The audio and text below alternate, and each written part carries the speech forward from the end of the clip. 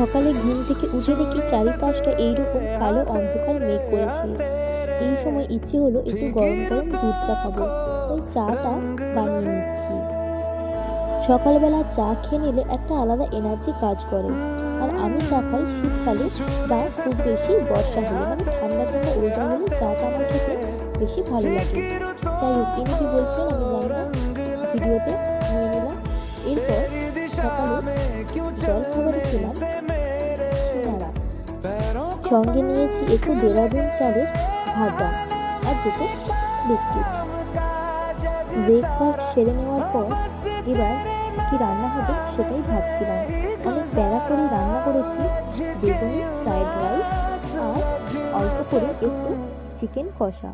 এই দিয়েই আজকে আমাদের পরিবেশটা কমপ্লিট হবে। তোমরা দুপুরে কে কি খেলে অবশ্যই জানিয়ে সকলে ভালো থাকো।